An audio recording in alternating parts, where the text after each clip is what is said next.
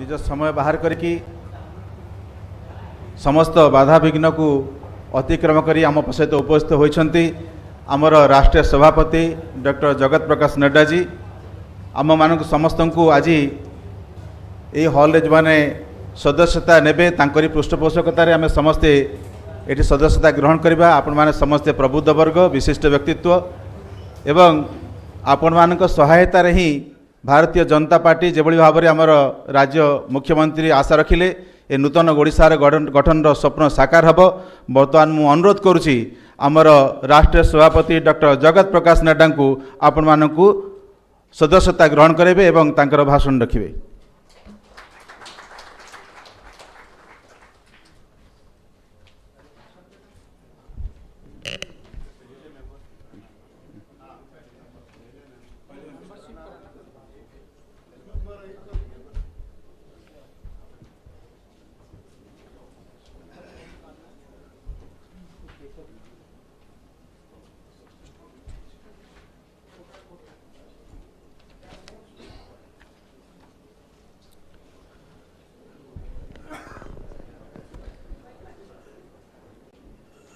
Media के साथियों से मेरा निवेदन है कि अपना कैमरा छोड़ के आप बैठ जाएं सब लोग, ताकि मुझे पीछे तक नज़र आ सके। बैठ जाएं सब लोग।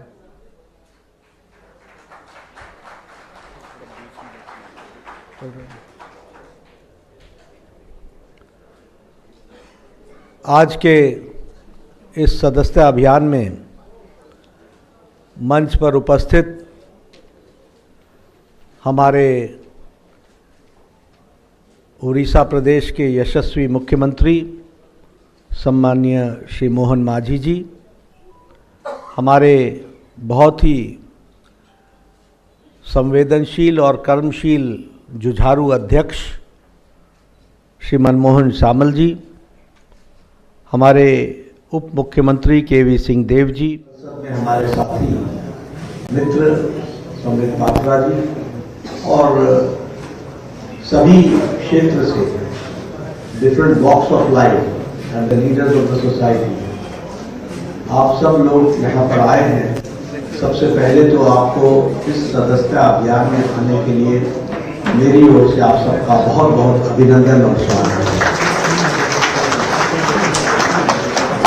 मुझे बताया गया कि retired civil servants, army officers, defence personnels, doctors, engineers, lawyers, chartered accountants, हमारे कला क्षेत्र से जुड़े हुए हमारे कलाकार, sports persons, business person, industrialist, सभी क्षेत्रों को के लोग आज जो भुवनेश्वर में समाज का नेतृत्व करते हैं, ऐसे लोग आए हैं। ये मेरे लिए बहुत ही खुशी की बात है। और मुझे बताया गया कि आप सब लोग भारतीय जनता पार्टी का बिजनेस पर्सनल, इंडस्ट्रियलिस्ट, सभी क्षेत्रों को के लोग आज जो भुवनेश्वर में समाज का नेतृत्व करते हैं, ऐसे लोग आए हैं। ये मेरे लिए बहुत ही खुशी की बात है।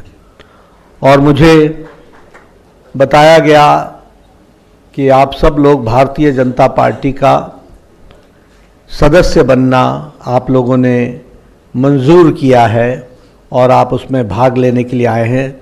इसलिए मेरी ओर से आप सबका बहुत बहुत अभिनंदन और स्वागत। मुझे और भी खुशी है कि मेरा ये सौभाग्य है कि आप सब लोग सदस्य मेरे द्वारा बनेंगे, मेरे रेफरल उससे बनेंगे, तो आपको सदस्य बनाने का सौभाग्य मुझे मिल रहा है। ये मेरे लिए विशेष गौरव का विषय है और इसके लिए भी मैं आपको बधाई देता हूँ। मित्रों, सदस्य आप बन रहे हैं, इसलिए कुछ बातें आपके ध्यान में मैं ज़रूर डालना चाहता हूँ, ताकि आपको ये महसूस हो और आपको ये विश्वास बने कि आप अगर भारतीय जनता पार्टी के सदस्य बन रहे हैं तो आप सही काम कर रहे हैं और आप सही जगह जा रहे हैं। क्या होता है कि राजनीति में मैं लंबे समय से रहा हूं, मेरे मित्र कांग्रेस में भी रहे, मेरे मित्र कम्युनिस्ट भी रहे, मेरे मित्र नक्सलाइट्स भी, बहुतों से मेरा आइडियोलॉजिकल विचार विमर्श होता रहा। मैं अपने आप को बहुत सौभाग्यशाली मानता हूं कि इस देश में लगभग 5000 छोटी बड़ी पार्टियां हैं और लगभग 50 के आसपास एक्टिव पार्टीज हैं। लेकिन भारतीय जनता पार्टी अकेली पार्टी है which is a national party, it is a democratic party, it is an ideological based party, it has got a cadre base and it has got the maximum mass following. अकेली party है, it is the only political party. आपने कभी देखा Congress party की membership ऐसी होती हो? देखा? आपने कभी देखा कि कांग्रेस पार्टी ने मेंबरशिप को इतनी इंपॉर्टेंस दी हो कि एक ही मंच पर राष्ट्रीय अध्यक्ष भी हो, प्रदेश का मुख्यमंत्री भी हो, प्रदेश का अध्यक्ष भी हो, राष्ट्रीय महामंत्री भी हो और प्रदेश का उप मुख्यमंत्री भी हो for membership? This tells volumes about the seriousness of the membership. हमारे यहां मेंबरशिप कितनी ट्रांसपेरेंट है। हम कहते हैं हमारी संख्या 18 करोड़ है, हमारे कहने से नहीं होता, हमारा डिजिटल बोलता है। हम कहते हैं हमारी संख्या 10 करोड़ है, हमारे कहने से नहीं होता। This is on record. तो it is the democratic party and the transparent party. अभी से हमारी सदस्यता शुरू होगी। इस सदस्यता के बाद एक्टिव सदस्य बनेंगे। एक्टिव सदस्य के बाद नीचे मंडल से इलेक्शन शुरू होगा। इलेक्शन होने के पहले मंडल का इलेक्शन होगा, फिर जिले का इलेक्शन होगा, फिर स्टेट का इलेक्शन होगा, फिर स्टेट के इलेक्शन के लोग नेशनल प्रेसिडेंट चुनेंगे। ये प्रोसेस किसी और पॉलिटिकल पार्टी में नहीं होता है, ये सिर्फ भारतीय जनता पार्टी में होता है। और इसीलिए हमारे यहां किसी नेता का बेटा नेता नहीं बनता, जमीन से आया हुआ कार्यकर्ता बनता है। जमीन से आया हुआ कार्यकर्ता ही नेता बनता है और सब साधारण बैकग्राउंड से आते हैं। इसलिए it is a democratic party. When I say it is an ideological party, आप बताइए कौन सी ऐसी पार्टी है जो आइडियोलॉजी पर चली? महात्मा गांधी ने कह दिया कांग्रेस को डिसबैन कर दो after 1947, this was made only to bring independence, independence has come so we should disband Congress party. नहीं माने नेहरू जी, विचारधारा से अलग हट गए। कलेक्टिव फार्मिंग से लेकर कोऑपरेटिव फार्मिंग से लेकर के कहां कहां के कौन कौन से तरीके निजात करने की कोशिश की, नहीं सफल हुए। हमारे लेफ्टिस्ट साथी कहां से चले थे और कहां पहुंच गए, किससे दोस्ती की किससे दुश्मनी की समझ में ही नहीं आया।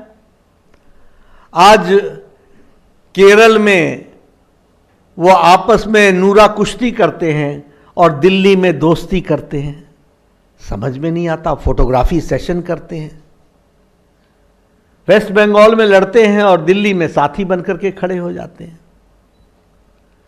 अगर मैं कांग्रेस पार्टी की बात करूं तो ये तो अर्बन नक्सलिज्म का स्पोक्स पर्सन बन गए, स्पोक्समैन बन गए। डिसइंटीग्रेटिव फोर्सेस के एक तरीके से कहा जाए उनको आगे बढ़ाने का और उनको प्रोत्साहन देने का और उनकी बात को आगे रखने का काम आज कांग्रेस पार्टी कर रही है। कहां नेशनलिज्म रह गया? श्रीनगर में धारा 370 वापस लेंगे, उनके साथ हाथ मिला रहे हैं। लेकिन ये भारतीय जनता पार्टी है जिसने भारतीय जनसंघ के नाम पर 1952 में कहा था एक देश में दो निशान, दो विधान, दो फान नहीं चलेंगे। एक लंबी यात्रा की, श्यामा प्रसाद मुखर्जी ने बलिदान दे दिया We started in 1952-53, and in 2019, under the dynamic leadership of Prime Minister Modi and the able skills of Amit Shah, we could see in the Parliament on 2019 6th of August that Article 370 was abrogated from this country. और जम्मू कश्मीर संवैधानिक दृष्टि से पूर्णतः भारत के संवैधानिक part का हिस्सा बना after the abrogation of article 370। नहीं तो जम्मू कश्मीर का संविधान अलग, भारत का संविधान अलग।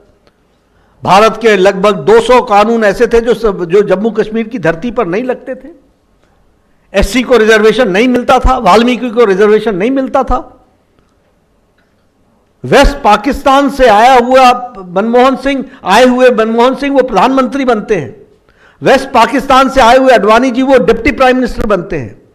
लेकिन जम्मू कश्मीर में बसा हुआ वेस्ट पाकिस्तान से आया हुआ refugee could not give his vote in Vidhan Sabha. It is this time that after Article 370 वो पहली बार जम्मू कश्मीर की धरती पर अपना वोट डाल रहा है विधानसभा के लिए।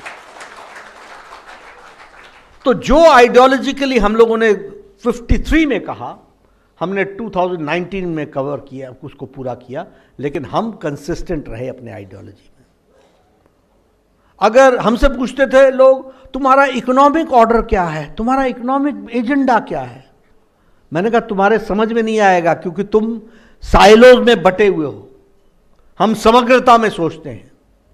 दीनदयाल उपाध्याय ने एकात्म मानववाद दिया, उसको हमारे सरकार जब आई तो हमने अंत्योदय के नाम पर उसको इंप्लीमेंट किया, और जब मोदी जी और जब अटल जी की सरकार आई तो अंत्योदय का भी अंत जो था उसको ढूंढा गया, और जब मोदी जी की सरकार आई तो सबका साथ, सबका विकास, सबका विश्वास, सबका प्रयास, इस मंत्र को लेकर के हम चले। और हम लोगों ने last man and last mile delivery, इस पर हमने विश्वास किया, इसको हम लेकर के आगे चले, और इसलिए हम इस यात्रा में आगे बढ़े। ये ट्रिपल तलाक समाप्त करो, ये सुप्रीम कोर्ट ने कहा था। राजीव गांधी ने पार्लियामेंट में बिल ला करके संविधान के धाराओं को बदलने की कोशिश की। सुप्रीम कोर्ट कहता था ट्रिपल तलाक समाप्त करो। और मैं आपको बताना चाहता हूं, यहां मैं देख रहा हूं बहुत यंग स्टूडेंट्स बैठे हैं और हमारे यंग टैलेंट बैठा है।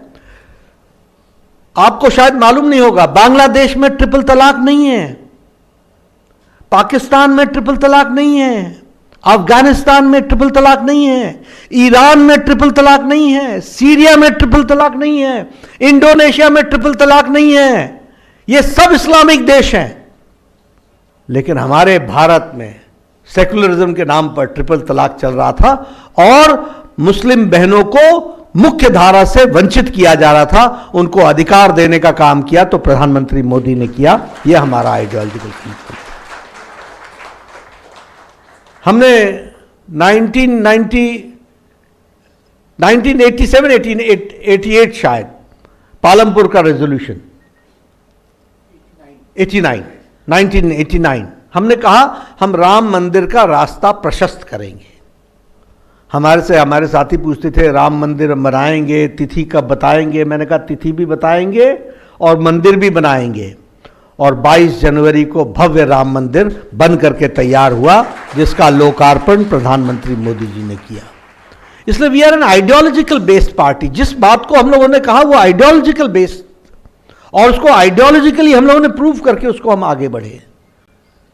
अगर हमने बात इस दृष्टि से की कि हर एक को साथ लेकर के चलना है, तो हमारी स्टेट्स आज यूनिफॉर्म सिविल कोड की तरफ अग्रसर हुई हैं।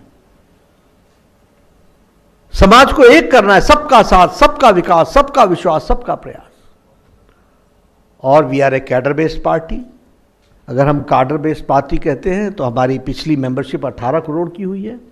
और आपको मालूम होगा कि हमारे यहां हर 6 साल के बाद, चाहे कोई भी हो, प्रधानमंत्री जी से लेकर के राष्ट्रीय अध्यक्ष से लेकर के साधारण कार्यकर्ता, सबकी मेंबरशिप समाप्त हो जाती है और फिर से नया मेंबर बनना पड़ता है।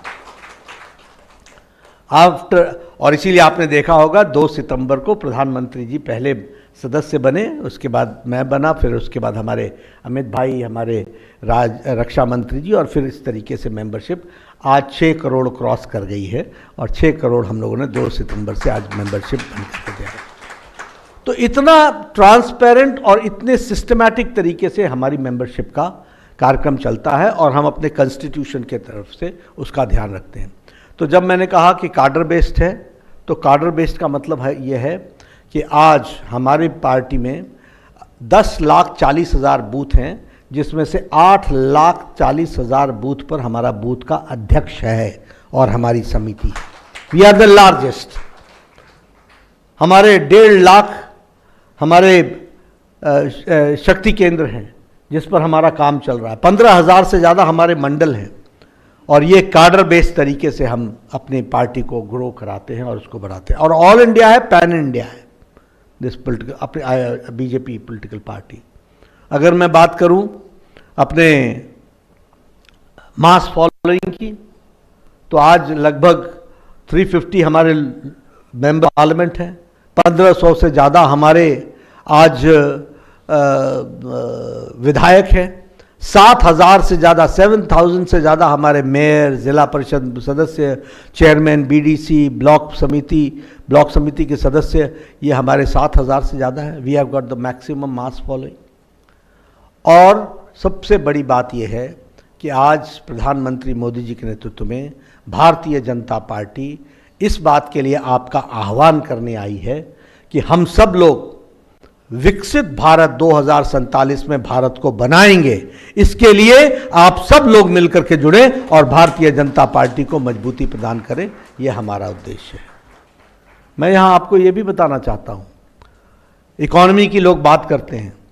अब पता नहीं, कुछ लोग पढ़े लिखे अनपढ़ होते हैं, मेरे समझ में नहीं आता, उनको कुछ समझ में नहीं आता। बेरोजगारी, महंगाई अपने डबल डिजिट के इन्फ्लेशन से नीचे नहीं आए 11 साल 10 साल। वो हमको आजकल महंगाई सिखाने लग गए।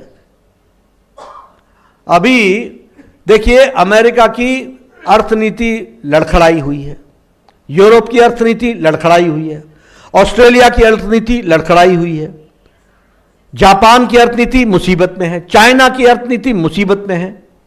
इन सब का ग्रोथ रेट बिलो 5 है। और कल ही मूडीज ने कहा, पहले क्या कहा कि भारत का ग्रोथ रेट 6.6% होगा, फिर कहा 6.8% होगा, कल कहा इट विल गो टू 7%। ये हमारी स्थिति आज आकर के खड़ी है। IMF बोलता है the only bright spot is India. दुनिया की एस्पिरेशंस आज भारत से जुड़ रही हैं। और सबसे बड़ी बात यह है कि मोदी जी के नेतृत्व में हम 11वें नंबर पर जहां खड़े थे, आज वहां से छलांग लगा करके ब्रिटेन को, जिस ब्रिटेन ने हमको 200 साल राज किया, उसको भी हमने पछाड़ करके आज हम 5वीं बड़ी इकोनॉमी बन गए, 5th लार्जेस्ट इकोनॉमी बन गए। और in the 3rd term of Prime Minister Modi, India is going to become the 3rd largest economy in the world, the 3rd largest. मैं कई बार बोलता हूं, अभी फिर से बोलूंगा उसी बात को। आप सबके हाथ में मोबाइल है, सबके मोबाइल पर पहला लिखा होता था made in China, made in Indonesia, made in Japan, made in Thailand, ऐसे नामों के अपने हमारे पास मोबाइल होते थे। आज आप उठा करके देखिए, अगर एप्पल भी होगा तो उस पर भी लिखा है made in India. 97% of mobile manufacturing is done in India, 97। और 10 साल पहले 92% mobile were being exported, were being imported. यह स्थिति थी। स्टील में we are from number 4, we are now number 2। हमारे गणेश जी भी टॉय के नाम पर चाइना से बन करके आते थे, जिसको हम पूछते थे। आज 3rd लार्जेस्ट एक्सपोर्टर टॉय का भारत हो गया। जिनको इकोनॉमी नहीं समझ में आती है, ये भाई बहन है ना, इनको इकोनॉमी समझ में नहीं आती, 2 ही शब्द सुने हो, बेरोजगारी महंगाई, बेरोजगारी महंगाई। खुद बेरोजगार हो गए हैं और महंगाई का तो इनको क्या पता। ये 2 ही बातें कहते हैं। आप बताइए, India is now 3rd largest market in automobile, 3rd largest. जेब में पैसा नहीं होगा तो गाड़ी खरीदोगे, जेब में पैसा नहीं होगा तो मोटरसाइकिल खरीदोगे। आज गांव गांव में जाइए आप, मोटरसाइकिल परचेज ट्रिपल हो गया है, triple. How it is happening? This is the size of economy and this is the growth of economy which is taking place, which we have to understand. और इसीलिए आप इंफ्रास्ट्रक्चर की बात कीजिए। आप देखिए आज वर्ल्ड क्लास रोड्स बन रही हैं कि नहीं बन रही हैं? Highway, elevated road, underway, flyovers, metro, ये सब बन रहा है कि नहीं बन रहा है? 10 लाख करोड़ रुपए इंफ्रास्ट्रक्चर पर खर्च करने का तय हुआ है, मोर देन 10 लाख करोड़। और इसी 100 दिनों के अंदर 3 लाख करोड़ रुपए के इंफ्रास्ट्रक्चर पर मंजूरी प्रधानमंत्री मोदी ने 100 दिनों के अंदर कर दी। इस बात को भी याद करना चाहिए। मैं जब हेल्थ मिनिस्टर बना और मुझे 2015 में वर्ल्ड हेल्थ असेंबली में जाने को मौका मिला, तो उस समय यूनिवर्सल हेल्थ कवरेज की बात बोलते थे, यूएचसी, यूनिवर्सल हेल्थ कवरेज। हम सोचते थे कि हमारे देश में यूनिवर्सल हेल्थ कवरेज कब आएगा, लेकिन आपको जानकर के खुशी होगी कि आयुष्मान भारत में आज दुनिया का सबसे बड़ा health cover programme, 55 crore people, 40% of the Indian population, 12 crore 36 lakh परिवार, families, 40% of the Indian population who are marginal section of the society, उनको प्रधानमंत्री मोदी जी 5 लाख रुपए का हेल्थ कवर दे रहे हैं, 5 लाख रुपए का हेल्थ कवर दे रहे हैं एवरी ईयर पर फैमिली। और अभी 100 दिन के अंदर मंजूरी कर दी। 70 से ऊपर के जितने भी लोग हैं, male female, 70 and above, of any economic strata, rich or poor, he will be getting a 5 lakh health cover till he breathes his last, till he breathes his last. उसको हेल्थ कवर 5 लाख रुपए का दिया जाएगा। और ये programme Modi ji इसी अक्टूबर महीने में लॉन्च करेंगे। मंजूरी कैबिनेट ने उन्होंने 100 दिनों के अंदर दे दी। 6 करोड़ लोग, बुजुर्ग लोग इसमें जुड़ेंगे। 4 करोड़ कपल्स जुड़ेंगे और total 6 crore people are going to, elderly people are going to join this. क्या ये परिवर्तन नहीं है? क्या ये हेल्थ सेक्टर में आपको जानकर के खुशी होगी कि स्टडीज अब ये बताती हैं कि आयुष्मान भारत जहां जहां ज्यादा लागू हुआ है वहां लोगों का बैंक का कर्जा समाप्त हो गया है and they are standing on their own. इस बात के तरीके से खड़े हो रहे हैं। ये इकोनॉमिक डेवलपमेंट हो रहा है, ऐसे विकास हो रहा है। और उसी तरीके से अगर हम देखें, पहले ही सैंक्शन में 3 करोड़ नए आवास योजना में घर बनेंगे, यानी कोई भी भारत में कच्चे छत के नीचे नहीं रहेगा, इस बात की चिंता की गई है। 3 करोड़, 4 करोड़ पहले बनाए थे और 3 करोड़ अब उसमें से सैंक्शन किया है। इस तरीके से विकास के कहानी लिखी जा रही है। इसलिए मित्रों, मैं बोलना चाहूँ तो मैं इस पर मैं घंटों बोल सकता हूँ। अभी अगर आप अंतर्राष्ट्रीय स्थिति की बात लीजिए, आप बताइए, आज जब प्राइम मिनिस्टर मोदी जी जाते हैं क्वाड में, उनका वक्तव्य वही वक्तव्य मुख्य वक्तव्य बनता है। दुनिया, अब एक समय क्या था, कोई भी राष्ट्रीय अध्यक्ष आता था तो या पहले वो पाकिस्तान लैंड करता था फिर इंडिया आता था, या पहले इंडिया आता था फिर पाकिस्तान जाता था फिर वापस जाता था। और कूटनीति में, अंतर्राष्ट्रीय डिप्लोमेटिक भाषा में क्या बोलते थे? India and Pakistan, India and Pakistan, यानी इंडिया बिना पाकिस्तान के बोला ही नहीं जाता था। आज कोई भी कूटनीतिज्ञ भाषा में इंडिया के साथ पाकिस्तान नहीं बोलता। इंडिया इज इंडिया, पाकिस्तान रह गया जहां रहना था।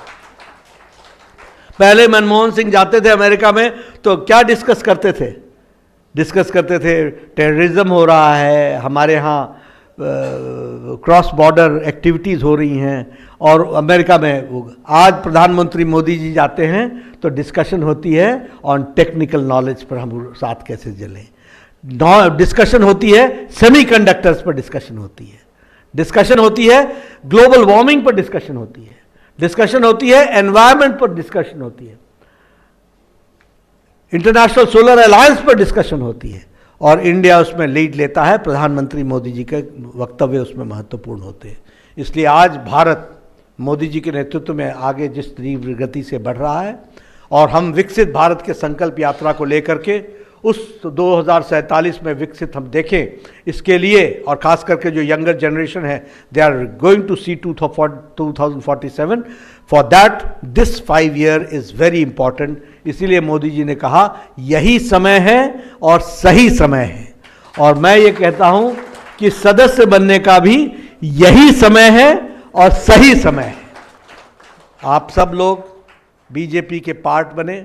लाल किले के प्राचीर से मोदी जी ने कहा कि ऐसे लाखों परिवार जिनके परिवार से कोई भी राजनीति में नहीं है, उनको पार्टी ढूंढ कर लाए और उनको मुख्य धारा में शामिल करे और उनको पार्टी ताकत दे, इस बात को कहा है, और इस बात को भी हम पूरा करने के लिए पूरी ताकत से लगे हैं।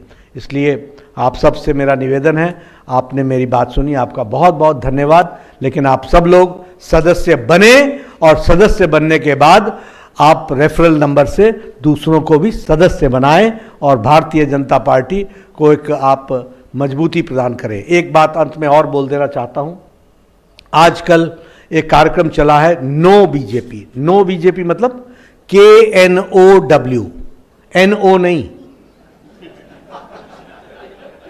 KNOW, भारतीय जनता पार्टी को जानो। और आपको जान करके खुशी होगी कि लगभग 70 देश के राजदूत हमारे बीजेपी के हेडक्वार्टर्स में आकर उन्होंने भारतीय जनता पार्टी को समझने की कोशिश की है। आज दुनिया बीजेपी को जानने के लिए आ रहा है। लगभग 30 के आसपास राजदूतों ने भारत के चुनाव को देखने के लिए कि भारत का चुनाव कैसा होता है, बीजेपी का ऑफिस कैसा होता है, वॉर रूम कैसा होता है, बैकअप ऑफिस कैसा होता है, सोशल मीडिया कैसा होता है, इसको स्टडी करने के लिए बड़े बड़े देश के राजदूत आज डेमोक्रेसी को जानने के लिए बीजेपी के दफ्तर आ रहे हैं और उसको समझने का प्रयास कर रहे हैं। इसलिए भारतीय जनता पार्टी अंतर्राष्ट्रीय दृष्टि से भी, हमारे कई प्रधानमंत्री भारतीय जनता पार्टी के कार्यालय में आए हैं, और आज हमें खुशी है कि कोई भी अंतर्राष्ट्रीय जो गेस्ट आते हैं वो सभी guest they wish to meet also the president of Bharatiya Janata party, और वो उसको समझने का प्रयास करते हैं। ये बीजेपी का आज स्थान बना है। इसलिए मेरा आप सबसे निवेदन है कि आप सब लोग भारतीय जनता पार्टी को नहीं सिर्फ ज्वाइन करें, सदस्य भी बनाएं और एक्टिवली पार्टिसिपेट भी करें। ये आप सबसे मेरा निवेदन है। आपने मेरी बात सुनी, बहुत बहुत धन्यवाद।